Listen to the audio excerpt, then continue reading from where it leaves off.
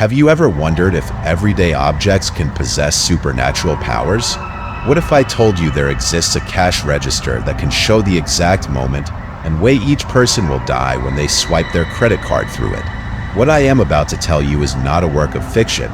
It is my real testimony about the events that changed my life forever at the 7-Eleven on Maple Street. My name is Sarah Mitchell, and it all began exactly 3 months ago when I got the night shift job. At first, it was like any other job. Nights passed between the sound of the air conditioning and the occasional customer coming in for coffee or gas. Manager Mike had warned me that nights could be lonely, but I needed the job and the extra hours would help pay for my psychology studies.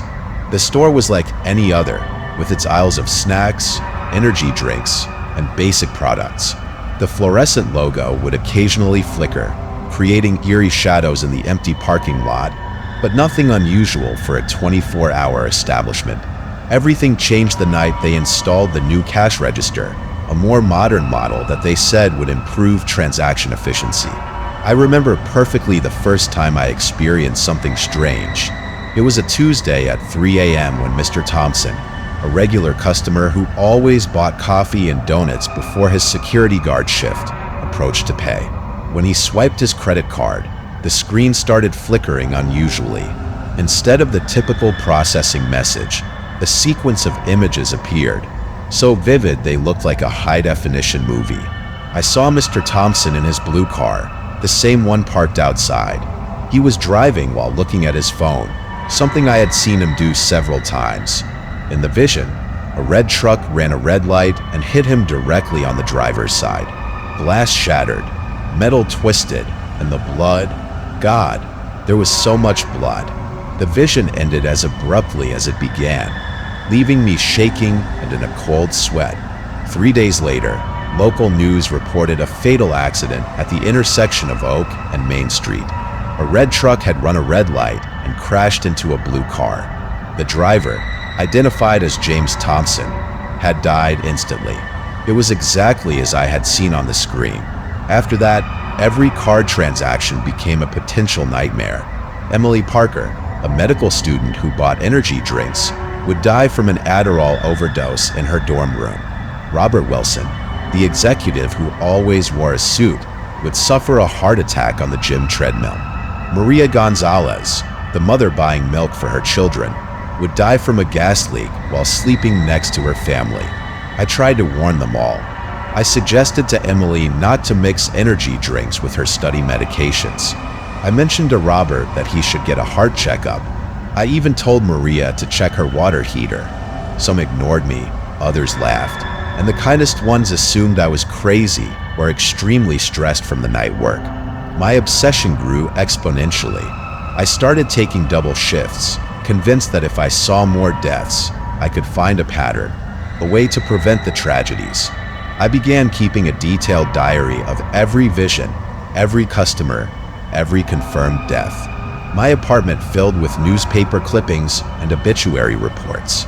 I stopped sleeping, barely ate. My entire life had become a constant vigil waiting for the next vision. Customers started avoiding my register. Rumors spread in the neighborhood about the crazy cashier at 7-Eleven who predicted deaths.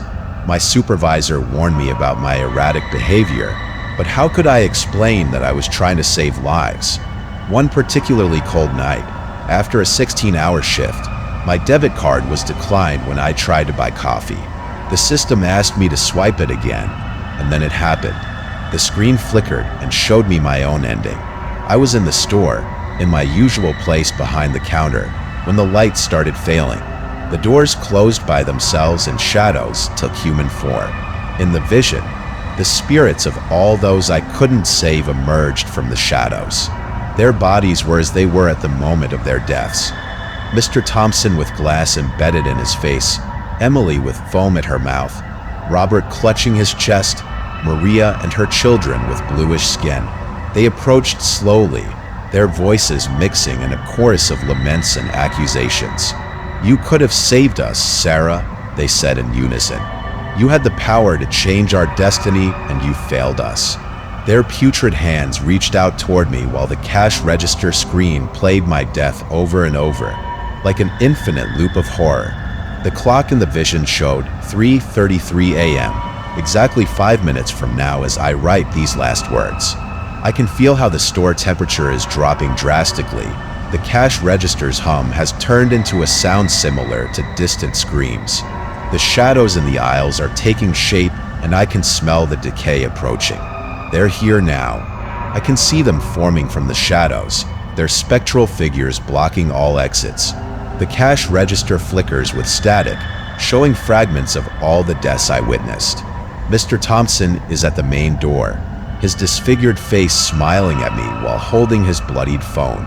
Emily emerges from the energy drink aisle, dragging her feet and mumbling about final exams. Robert comes out of the bathroom, his gray skin and empty eyes fixed on me. Maria and her children materialize near the refrigerators, their bodies frozen in an eternal embrace. If you're watching this video, please be careful with new technologies that seem harmless. You never know what dark secrets they might hide or what terrible truths they might reveal. And if your card is ever declined at a 7-Eleven during the early morning hours, for heaven's sake, don't swipe it twice.